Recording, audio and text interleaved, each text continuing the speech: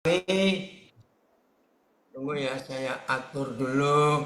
Senang sekali bisa melihat saudara semuanya seger-seger. Haleluya. Iya, puji Tuhan. Selamat belajar. Oke. Selamat belajar, menikmati hadirat Tuhan. Kita bersyukur karena Tuhan sangat baik. Amin.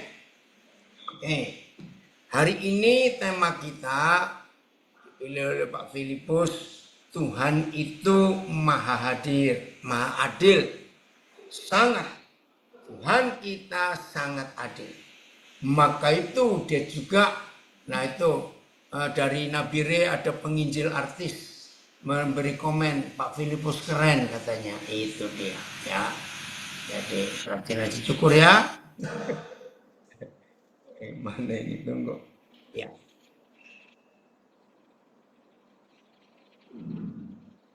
Salah satu sebutan atau nama Papa kita adalah adil. Itu nama Papa kita. Dia adil. Bahkan sangat adil. Tidak ada kecurangan sama sekali dalam hidupnya. Maka itu ketika Tuhan menyatakan diri di dalam keadilannya dan membela orang-orang tertindas, membela orang-orang yang tidak dianggap, maka kita bersyukur. Itu jaminan yang Tuhan beri buat kita semua.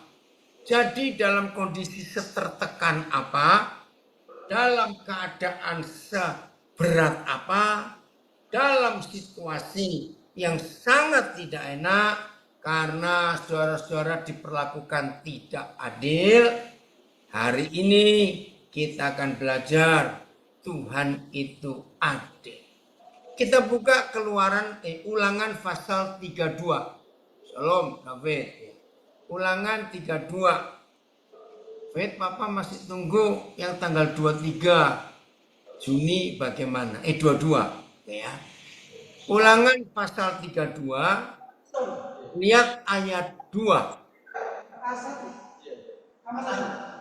Ulangan 32 ayat 2. Oh, maaf. Tuhan itu setia benar, bukan ayat 2 berarti ya. Phil coba keluarkan semua satu terjemahan aja. Oke. Tunggu. Terus naik lagi. Pelan-pelan coba. Nah, mulai ayat 4. Gunung batu yang pekerjaannya sempurna.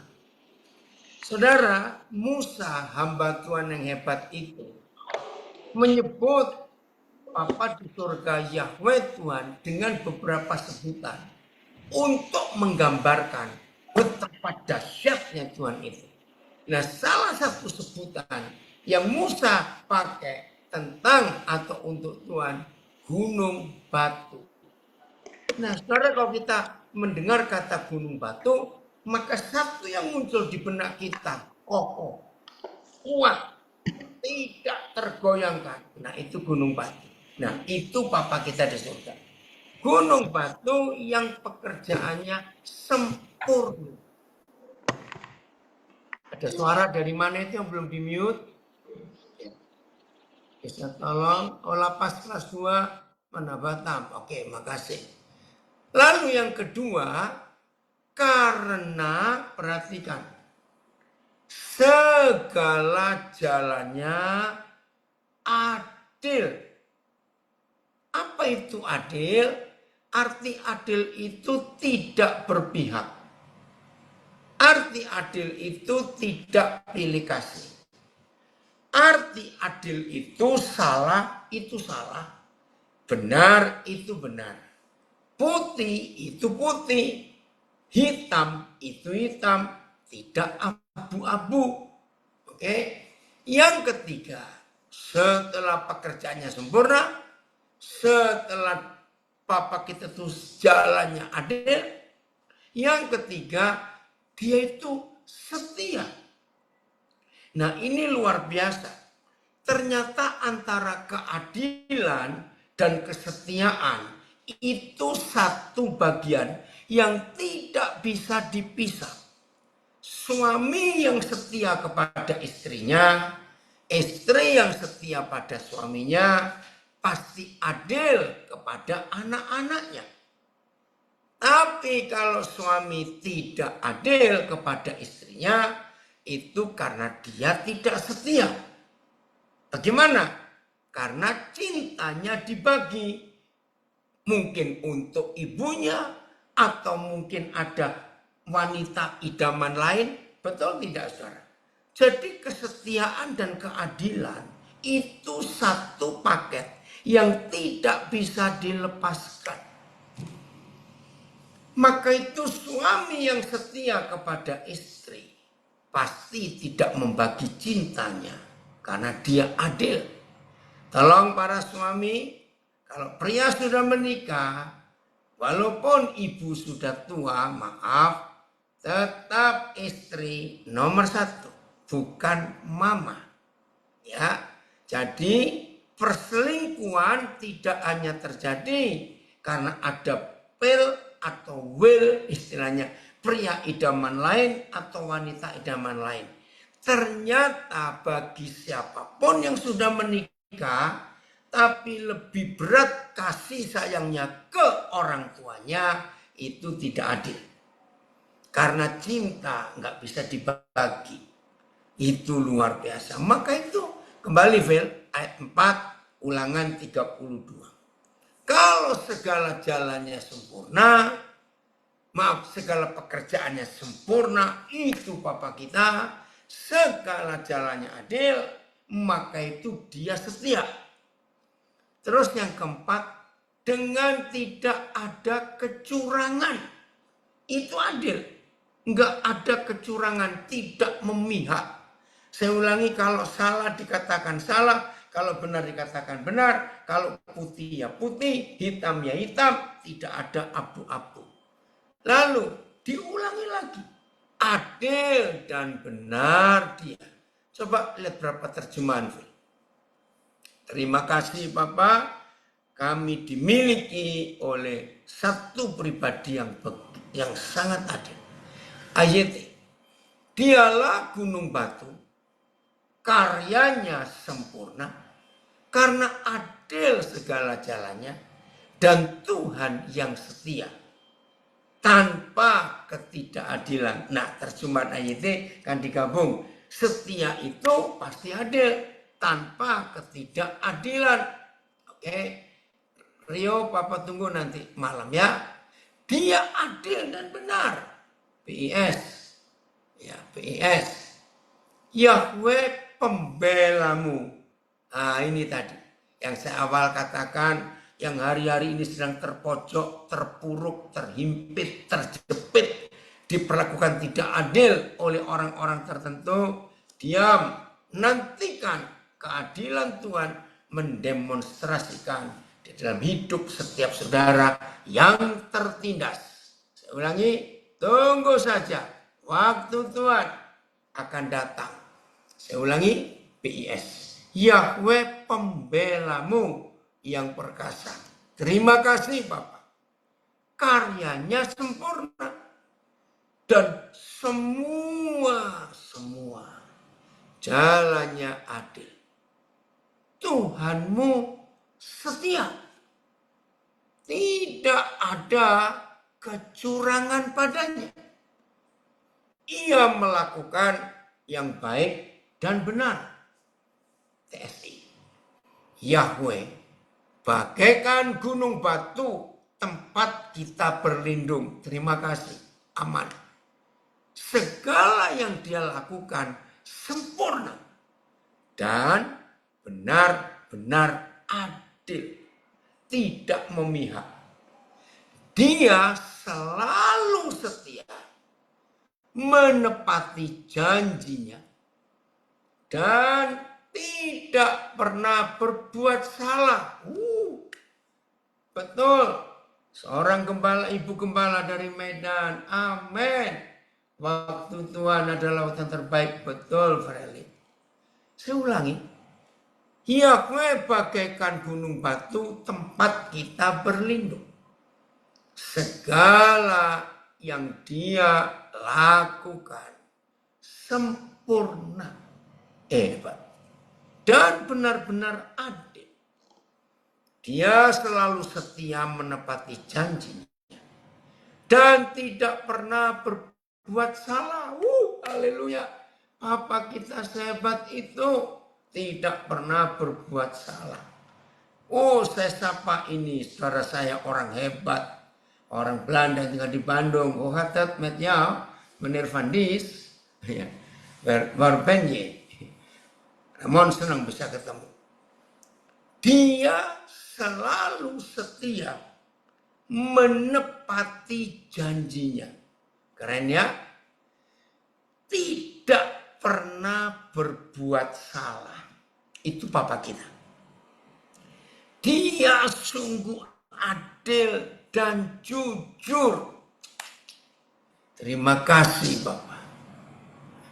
VMD-nya, coba ini loh, Papa kita tuh sehebat ini, saudara. Sudah jangan takut dengan fitnaan, jangan takut dengan tindasan, jangan takut dengan ketidakadilan, jangan takut dengan perlakuan jahat atas hidup kita dari orang-orang tertentu. Tenang, Papa kita adil. Yahweh adalah batu karang dan pekerjaannya sempurna. Semua jalannya benar semua. Tuhan adalah benar dan setia. Terima kasih. Ia baik dan jujur. Aduh, mau apa lagi? KSKK. Dialah gunung batu dan sempurna dalam segala perbuatannya. Dialah Tuhan yang setia, benar, adil, dan tidak curang. TMV. Yahweh pembela kamu yang perkasa.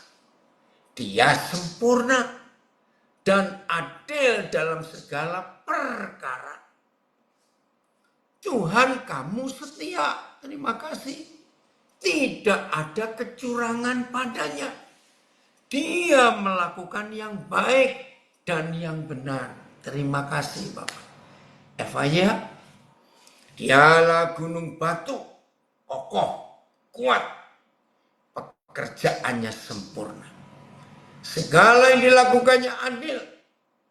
Ia setia, adil dan benar. Tidak pernah salah. Terima kasih Bapak. Hebat ya, woi anak saya dari LA. Haleluya, betul nak. Papa kita luar biasa. Oke, kita lanjut. Setelah kita melihat ini, Papa kita yang hebat, hanya di satu ayat. Ulangan 32 ayat 4 ini. Betul, dari Medan ada yang komen. Terima kasih. Ya, tidak pernah salah, tidak pernah ingkar. Betul. Hebat sekali. Nah, satu saja yang sering kali kita sebagai manusia kalah dalam menanti keadilan Sang Adil. Saya ulangi, satu hal saja yang membuat kita kalah. Ya, dalam menantikan keadilan Sang Adil. Tolong catat, nggak sabar. Ini loh, tidak sabar. Saudara, Papa kita punya waktu. Masih ingat Pengkhotbah 3 ayat 11? Yahweh Tuhan membuat segala sesuatu indah pada waktunya. Itu dia John, makasih kamu gabung. Nah, Papa itu ya Pengkhotbah 3 ayat 11. Ya cari nanti. Papa itu membuat segala sesuatu indah pada waktunya. Nah, hampir semua kita gagal menantikan keadilan Sang Adil bukan karena tidak berdoa. Bukan karena tidak puasa. Bukan karena tidak memberi persembahan. Bukan. Tapi nggak sabar. Apa kita punya waktu tersendiri. Maka itu ayo kita menunggu. Terima kasih. Khotbah 3 ayat 11 ya. Ia membuat segala sesuatu indah pada waktunya. Dia telah menjadikan segala sesuatu dengan indah pada waktunya. Terus naik lagi Fir. Ya. TL. Maka telah dijadikannya segala sesuatu itu permai pada masanya. Ia menentukan waktu yang tepat untuk segala sesuatu. TSI, Tuhan sudah mengatur supaya setiap hal terjadi tepat pada saat yang sudah ditentukannya. Saya ulangi yang TSI, yang gak sabaran. Ya, Tuhan sudah mengatur supaya setiap hal terjadi tepat pada saat yang sudah ditentukannya. Nah, maka itu saya ulangi lagi. Satu-satunya penyebab keadilan Sang Adil tidak terjadi di hidup kita cuma satu.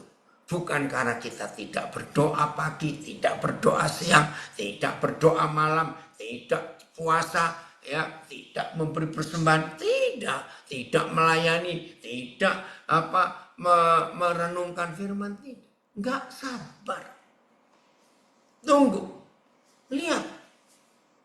Ketidaksabaran Abraham sampai lahir Ismail. Karena mempercepat waktu Tuhan. Masalah itu terjadi sampai hari ini. Daud menunggu kira-kira 8 tahun. Sejak dia dilantik, tapi belum jadi raja, itu kurang lebih 8 tahun. Lihat itu. Saulus menjadi Paulus, itu perlu waktu 3 tahun. Mencuci otaknya di tanah Arab. Tulisan di Galatia pasal 1. Jadi saudara, semua ada waktunya. Maka itu kita belajar untuk menanti Tuhan. Roma 12. Ayat yang ke berapa itu? Pembalasan itu hak Tuhan. 19 kali ya. Maaf. Roma 12 ya. Ayat 19 coba. Tunggu waktu Tuhan. Ya, dari Surabaya ada komen. Seringkali kita tidak sabar menanti waktu Tuhan yang ditentukan indah pada waktunya. Ayo, ya. Saudara-saudaraku yang kekasih, perhatikan ini ya. Janganlah kamu sendiri menuntut pembalasan, tetapi berilah tempat kepada murka Tuhan.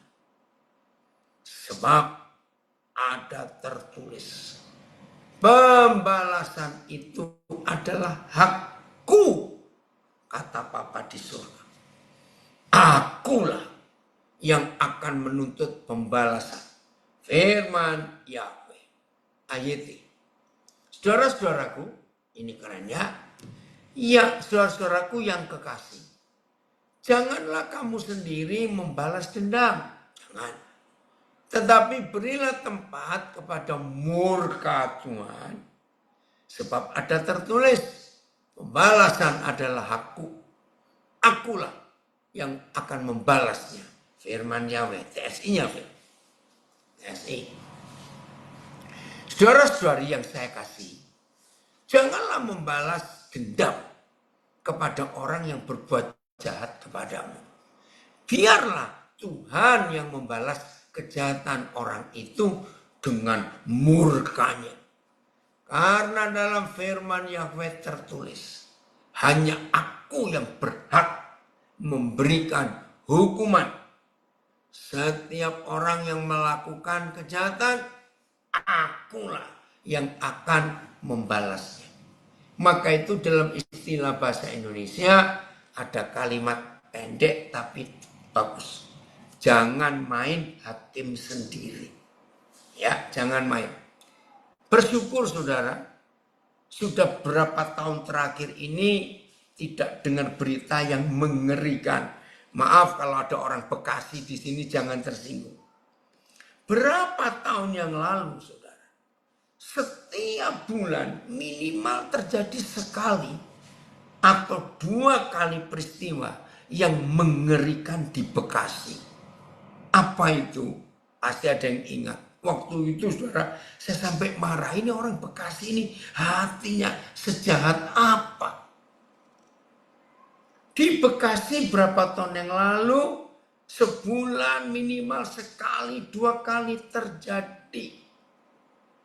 Orang dibakar hidup-hidup hanya karena diteriaki maling. Itu berapa kali kejadian, ternyata salah. Orang itu nuntun sepeda motor miliknya. Ada orang iseng teriak maling. Langsung, saya nggak tahu ya, di kecamatan mana di Bekasi.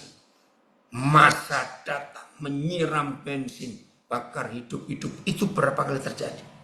Bahkan memang ada pencuri beneran. Itu juga dibakar hidup-hidup.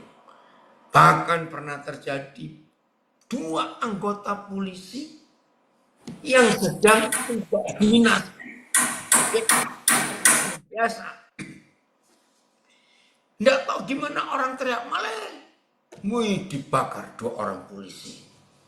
Syukur. Sudah lama nggak dengar lagi kejadian itu. Nah, jangan main hakim sendiri. Sekalipun dia itu pencuri dan ketangkap, saudara dan saya tidak berhak main hakim sendiri. Ada hukum. Nah, kalau pemerintah negara berkata, biar negara ada hukum yang mengurus. Tapi dari firman yang baru kita baca, Roma 12 ayat 19, ternyata kalau kita dijahati orang, kita disalahi orang, kita diperlakukan tidak adil, jangan balas sendiri. Ingat janji Tuhan ini. Pembalasan itu hakku, kata Tuhan. Jangan main hakim sendiri. Ya, TSI-nya ya, saya baca lagi. Hanya aku yang berhak memberikan hukuman. Setiap orang yang melakukan kejahatan, akulah yang akan membalasnya. Haleluya. Jadi bukan kita. Maka itu jangan main hakim sendiri. Jahat saudara kalau itu kita lakukan. Belajar dari Tuhan Yesus. Ya, belajar dari Tuhan Yesus. Kita lihat Yesaya 53. Yesaya 53. Inilah satu-satunya pasal dalam seluruh Alkitab. Saya ulangi, Yesaya 53 adalah satu-satunya pasal dalam seluruh Alkitab yang memberitahu kita bagaimana penderitaan yang tak terkatakan itu yang dialami Tuhan Yesus. Oh, kalau kita membaca ini kelihatan Bapa Yahweh tidak adil. Karena membiarkan kekasihnya itu hancur. Aduh. Lihat ayat 1 Yesaya 53. Siapakah yang percaya kepada berita yang kami dengar? Karena saudara, waktu Yesus disiksa dengan tidak adil. Hancur tubuhnya, hancur wajahnya, ditinju wajahnya, punggungnya dicambuk, aduh. Maka itu banyak orang gak percaya. Itu sebabnya Yesaya mendahului dengan kalimat, siapa yang percaya kepada berita yang kami dengar? Dan kepada siapakah tangan kekuasaan Yahweh dinyatakan? Nah, ini pertanyaan Yesaya. Karena melihat kenapa Bapa di surga tidak adil. Membiarkan Yesus anaknya menderita seperti itu. Ternyata kejahatan kita yang ditimpakan kepada Tuhan Yesus. Ampuni kami Tuhan. Terima kasih Tuhan. Dua. Sebagai taruk itu tunas muda dari pohon yang ditebang. Ia tumbuh di hadapan Yahweh dan sebagai tunas dari tanah kering. Nggak mungkin tanah kering ada tumbuhan pohon, tapi tunas dari tanah kering. Ia tidak tampan dan semaraknya pun tidak ada, sehingga kita memandang dia, dan rupa pun tidak, sehingga kita menginginkannya. Coba terjemahan yang lain. Ya, kurang tepat. Ayat yang kedua, ayat ini. Sebab dia tumbuh di hadapannya seperti tunas muda, seperti akar dari tanah yang kering. Dia tidak memiliki bentuk apa ataupun kemuliaan. Enggak ada. Mukanya hancur, kepalanya ditancapin duri, punggungnya hancur. Nggak ada bentuk ataupun kemuliaan sehingga kita harus memandangnya. Ataupun memiliki keindahan sehingga kita menginginkannya. Nggak ada. Hancur. Bukan cuma jelek Tuhan Yesus waktu itu. PS. Yahweh mengendaki hambanya itu seperti tunas yang tumbuh di tanah yang gersang. Tidak ada yang indah padanya untuk kita pandang. Tidak ada yang menarik untuk kita inginkan. MLT, ya, dia tumbuh bagaikan tunas muda di hadapannya dan bagaikan akar dari tanah yang kering. Dia tidak mempunyai bentuk ataupun kemuliaan sehingga kita memandangnya ataupun rupa. Jelek hancur sehingga kita menginginkannya. Ayat 3. Kenapa dia mengalami ini? Ini loh keadilan Bapa di surga. Ayat 3. Ia dihina. Dihindari orang. Kenapa orang menghindar? Melihat wajah hancur. Kepala ada duri, darah mengucur. Punggung hancur. Ia dihina dan dihindari orang. Seorang yang penuh kesengsaraan. Dan yang biasa menderita. Ampun Tuhan, ampun. Maaf, dan yang biasa menderita kesakitan. Ia sangat dihina. Sehingga orang menutup wajahnya terhadap dia. Dan bagi kita pun dia tidak masuk hitungan. Ya. Ayat dia sangat dihina dan ditolak manusia. Orang yang penuh dengan kesengsaraan dan menderita kesakitan. Orang lain menutup muka mereka kepadanya karena ngeri, saudara. Dia sangat direndahkan. Dan kita pun tidak menghargainya. PS, kita menghina dan menjauhi dia. Orang yang penuh sengsara dan biasa menanggung kesakitan. Biasa menanggung kesakitan. Tak seorang pun mau memandang dia. Dan kita pun tidak mengindahkan dia. Itu Yesus. Gara-gara kita. Ayat 4. Nah, bagaimana sang adil? Tetapi ini dia. Tetapi penyakit kita lah yang ditanggungnya. Dan kesengsaraan kita yang dipikulnya. Padahal kita mengira dia kena tulah, dipukul dan ditindas Tuhan. Nah, ini agama. Agama itu selalu membuat Tuhan jadi korban. Orang beragama, kalau umatnya ada yang kecelakaan, ada yang menderita, oh pasti dia dihukum. Oh pasti dia dosa. Begitu biasanya orang beragama suka menghakimi orang. Tapi tidak dengan Tuhan Yesus. Dia kena tulah. Dia sangat dihina. Hancur. Itu karena kita. Nah, ini keadilan Tuhan. Kenapa hal seperti itu disebut adil? Iblis, setan, neraka tetap menuntut kita untuk bayar dosa. Oh, yang dari setan gak ada yang gratis. Ingat itu.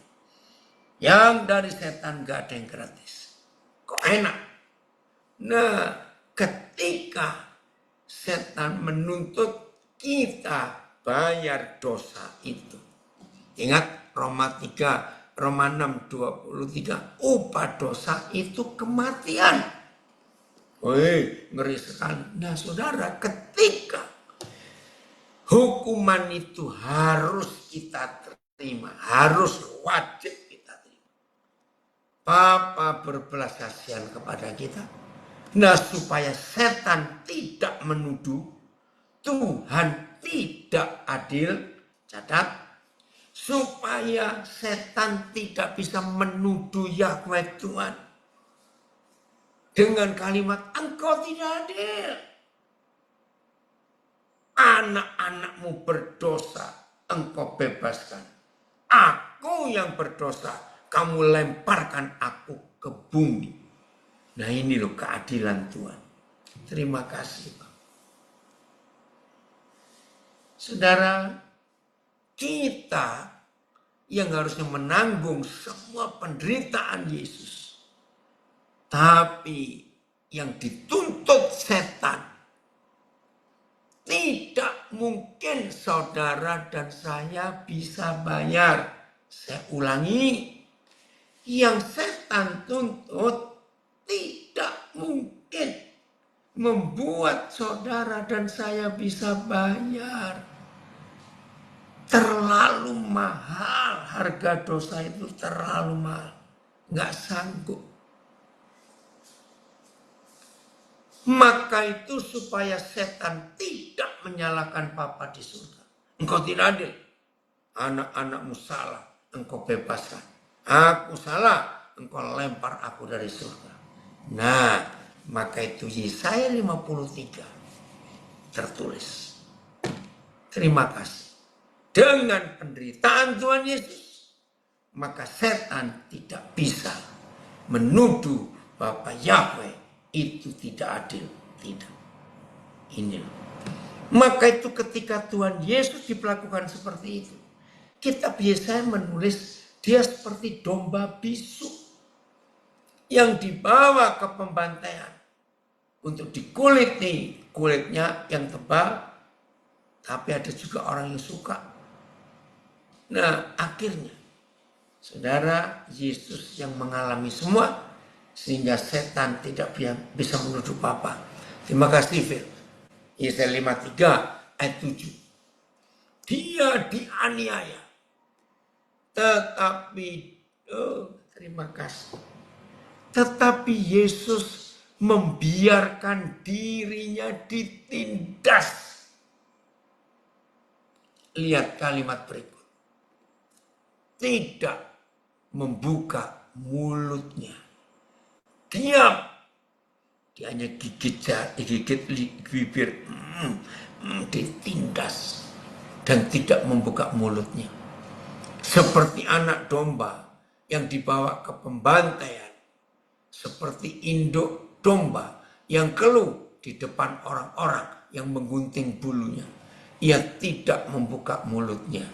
Ini kalau saya baca ayat ini, ingat minggu yang lalu waktu hari raya Idul Adha. Saudara, kalau saya nggak salah, ini kali pertama ya umat muslim merayakan hari kurban. Baru kali ini loh, banyak sapi yang bedal. Sapi lari ketika mau disembelih, tidak mau. Itu hari-hari itu tiap hari di TV ditunjukkan sapi lari, sapi nabrak orang, macam-macam.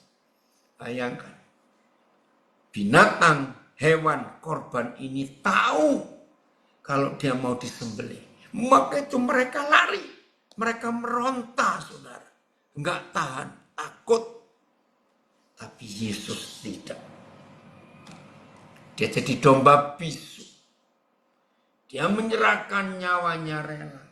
Dia menyerahkan tubuhnya dihancurkan. Dia rela. Terima kasih Bapak. Yesus luar biasa. Nah ini keadilan Tuhan. Mau menjadi korban.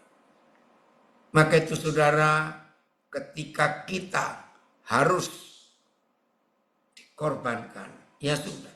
Ini kesaksian kemarin pagi. Ya. Saya harus pelayanan di gereja di daerah Bintaro, Jakarta. Nah, itu dari Sabtu sore, anak saya yang mau jemput sudah pesan, Pak, agak jauh dari tempat Papa nginap. Paling cepat kalau tidak macet itu 45 menit. Ya udah, jadi saya kebaktian mulai jam 9, tapi saya harus ngeset ya untuk Zoom semuanya. Saya bilang kalau gitu jemput Papa 7:30 ya supaya macet-macetnya 8:30 lah nyampe. Ternyata jam 7:04 kok nggak ada berita. Telepon nggak bisa. Wah ketiduran ini. Nah begitu 7:30 nggak bisa juga saya berangkat.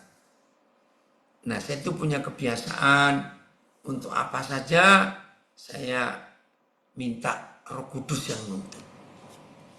Biasanya kalau saya cari taksi ya itu di rumah anak kami apartemen itu saya biasanya panggil security ya panggilkan taksi gitu. Tapi kemarin pagi itu unik. Roh Kudus menuntun saya, kamu ke pangkalan taksi. Nah saya mikir, yang pangkalan taksi yang dimaksud, itu di mall. Agak jauh kalau saya jalan. Dan pikiran saya bantah. Kalau mall belum buka, tidak ada taksi mangkal di situ. Tapi nggak tahu kenapa Roh Kudus gerakannya saya ikut saja. Toh juga masih pagi, 7:30. Jadi saya jalan sambil jalan pagi. Ya, saudara, begitu nyampe memang sepi. Dan hanya ada satu taksi. Yang saya pikir taksi ini aneh. Mall belum buka, mall buka jam 10 kok. Ini 7:30. Akhirnya saya naik. Begitu saya masuk, biasa. Roh Kudus bicara kepada saya tentang sopir taksi ini. Nah, maaf, saya baca namanya, itu kebiasaan saya, jelas nama Muslim Arab. Akhirnya saya ngomong tentang apa yang Roh Kudus katakan. Dia kaget. Kok saya bisa tahu? Ya saya cerita. Itu Nabi Isa. Nah, yang lebih hebat lagi, dia tuh kelahiran Manokwari. Nah, pada Minggu malam, ya tadi malam, saya tuh berangkat dari Jakarta ke Manokwari. Wah, akhirnya cerita daerah Manokwari. Dan saya tahu desa kelahirannya namanya Oransbari. Wah, lebih nyambung lagi, saudara. Nah, setelah ngomong, ya perjalanan lumayan jauh, masuk lagi ke pembicaraan tentang ayah. Iya, betul Pak.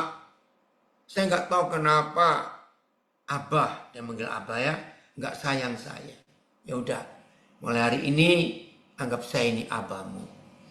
Ngomong dia senang sekali, saudara senang.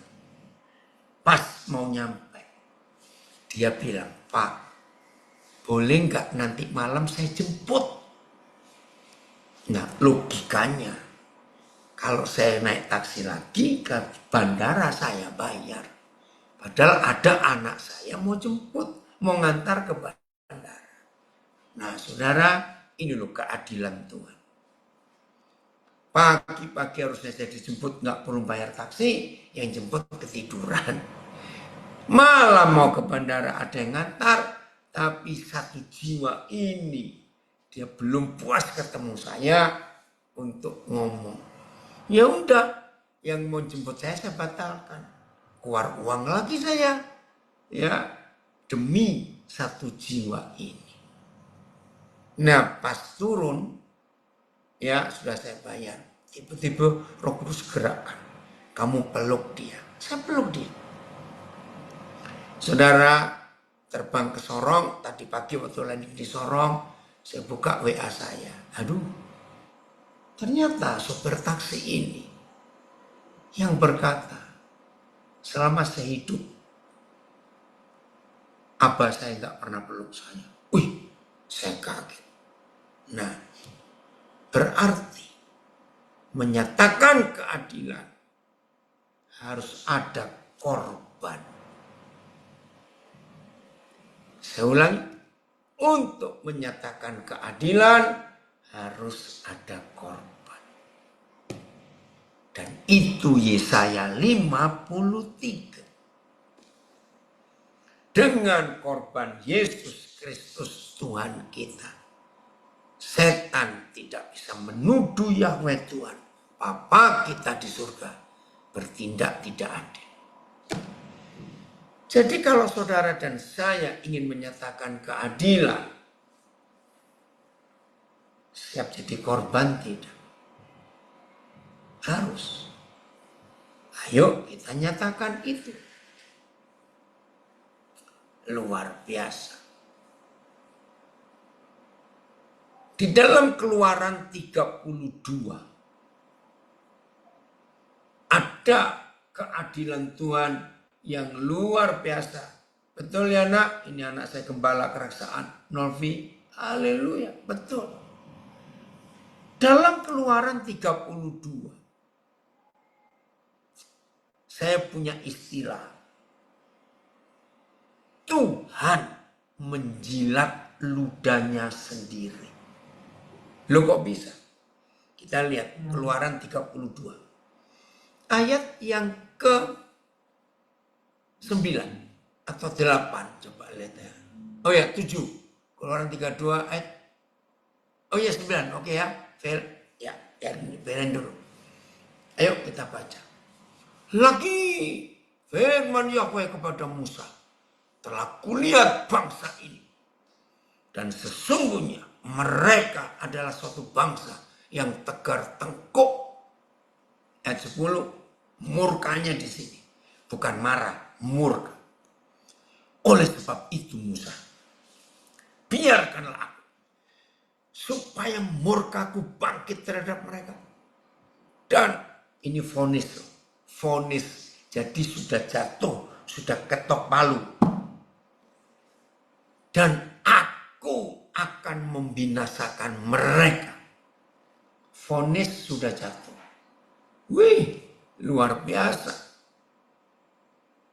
Sharon, luar biasa kamu ikut belajar. Ini hebat sekali. Murka bangkit, Israel punah. Vonis. Lihat ayat 11. Musa naik banding. Lalu Musa mencoba melunakkan hati Yahweh Tuhannya. Ayat namun Musa memohon kepada Yahweh Tuhannya. Ya. Tetapi Musa menyembah sujud di hadapan hadirat Yahweh Tuhannya. BIS, Musa memohon kepada Yahweh Tuhannya.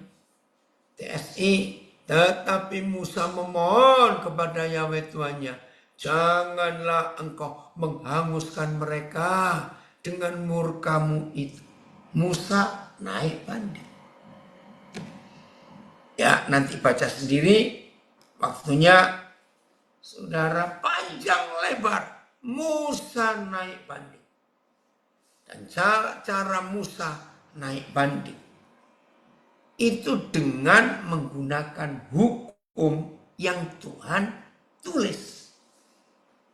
Maka itu ketika hukum yang Yahweh Tuhan tulis dan katakan kepada orang Israel, itu diungkap oleh Musa. Nah, maka itu bagi yang nunggu PP, nunggu remisi, ada nggak poin-poin tambahan? Bersyukur kepada pemerintah kita, Kementerian Hukum dan Hak Asasi Manusia. Buat kita yang Kristen, yang Nasrani, setiap Senin, Rabu, Jumat pagi seperti sekarang ini, saudara warga binaan diwajibkan untuk ikut belajar. Lalu ada absensi. Nah, absensi itu akan menjadi poin tambah untuk saudara mendapat pembebasan bersyarat, remisi, dan banyak manfaat lain lagi. Maka itu berharap ya, anak-anak saya, warga binaan siapapun, jangan main curang. Nggak serius ikut ibadah, pokoknya nongol. Ya difoto, ada foto saudara, dikirim ke Dirjen Pas. Maaf, jangan begitu. Gunakan kesempatan. Ya walaupun ada yang Padang keluar, Tangerang keluar, ya apalagi tadi ya, oke. Ayo serius gunakan. Saudara, setelah panjang lebar, Musa mengungkapkan kaget. Ayat 14. Coba kita lihat, mengagetkan. Ayat 14. Ini loh yang saya pakai istilah. Ampuni kami Tuhan. Yang maha adil, yang maha besar, yang maha kudus, maha kuasa. Menjilat ludahnya sendiri. Dan menyesallah Yahweh. Menyesal. Karena malapetaka yang dirancangkannya atas umatnya. Ayat Yahweh pun mengubah niatnya mengenai malapetaka atau hukuman yang telah difirmankannya terhadap umatnya. PS, maka Yahweh mengubah niatnya dan tidak jadi melaksanakan ancamannya untuk menimpa bangsa itu dengan malapetaka. Maaf, kalau ada yang nggak setuju nggak apa-apa. Tapi saya menemukan yang maha besar, yang maha kudus berani menjilat ludahnya sendiri. Jangan sombong di antara kita. Kalau kita buat peraturan dan ternyata peraturan yang kita buat tidak cocok, berani rendah hati, minta maaf dan mengubah. TSI, maka Yahweh membatalkan niat untuk membinasakan umatnya. Ini loh keadilannya. Dia korbankan harga dirinya yang sudah, maaf saya pakai istilah, sudah emosi. Tapi Musa naik banding, berubah. Hebat sekali. Saudara, ini keadilan Tuhan. Oke, bagian terakhir. Yeskiel berapa Fel? 18 ya. Coba lihat. Nah, tapi kalau kita memang nggak mau bertobat keras hati, ya keadilan jalan. Tetap jalan keadilan itu. Dan jangan salahkan Tuhan. Yeskiel 18. Ayat yang ke-20-an, 20 Fel. Coba lihat. Yeskiel 18 mulai 20 berapa? Ya, 19. Ya. Oh ya. Ayat berapa, Fel? Oh, ayat 21. Ya. Oke. Tetapi maaf ya, Yeskiel 18 ayat 21. Tetapi jikalau orang fasik itu orang jahat, bertobat dari segala dosa yang dilakukannya dan berpegang pada segala ketetapanku, serta melakukan keadilan dan kebenaran, ia pasti hidup. Ia tidak akan mati. Ini adil. Segala durhaka yang dibuatnya tidak akan diingat-ingat lagi terhadap dia. Ia akan hidup karena kebenaran yang dilakukannya. Apakah aku berkenan kepada kematian orang fasik?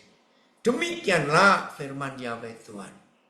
Bukankah kepada pertobatannya supaya ia hidup? Ini hati Papa kita yang ada. Tapi, lihat ayat 24. Tapi, jikalau orang benar sudah bertobat, mengikuti jalan Tuhan, tapi berbalik, kembali ke hidup yang lama. Ya, jikalau orang benar berbalik dari kebenarannya dan melakukan kecurangan seperti segala kekejian yang dilakukan oleh orang fasik, apakah ia akan hidup? Segala kebenaran yang dilakukannya tidak akan diingat-ingat lagi. Habis. Ia harus mati. Nah, ada kata ini. Ia berubah setia. Maka itu adil dan setia itu satu bagian yang gak bisa dipisahkan. Ia harus mati karena ia berubah setia. Dan karena dosa yang dilakukannya. Israel protes.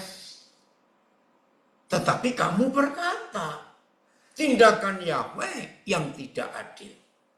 Dengarlah dulu, hai kaum Israel. Apakah tindakanku yang tidak tepat? Ataukah tindakanmu yang tidak tepat?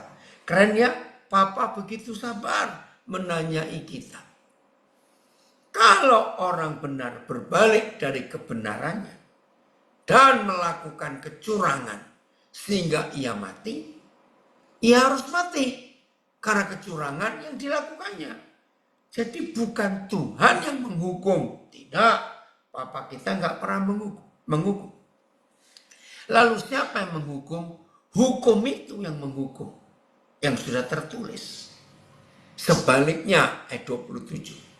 Kalau orang fasik, keren ya, bertobat dari kefasikan yang dilakukannya dan ia melakukan keadilan dan kebenaran, ia akan menyelamatkan nyawanya. Jadi bukan Tuhan dalam hal ini. Hukum itu yang menyelamatkan. Karena ia insaf dan bertobat dari segala durhaka yang dibuatnya. Ia pasti hidup. Terima kasih Bapak. Ini keadilan sang adil. Ia pasti hidup. Ia tidak akan mati. Terima kasih. Maka itu hati-hati, ada doktrin namanya hyper grace. Anugerah tingkat tinggi hyper. Ya, pencetusnya dari Singapura. Hati-hati. Mereka menganut paham kalau kita sudah diselamatkan, itu pasti tidak berbuat dosa. Maka itu paham ini bahaya. Enak kalau kita berdosa tetap masuk surga, ya enak. Puji Tuhan, terakhir sepi pelajaran ini. Mengerikan sekali. Dan kelompok ini banyak diikuti anak-anak muda. Karena enak. Bisa berdosa. Ya, kalau ada yang protes, jangan protes ke saya. Ya, hati-hati pokoknya. Inilah bukti keadilan Tuhan. Salah, salah. Benar, benar. Hitam, hitam. Putih, putih. Tidak ada abu-abu, kan begitu. Masih ayat berikutnya, Phil.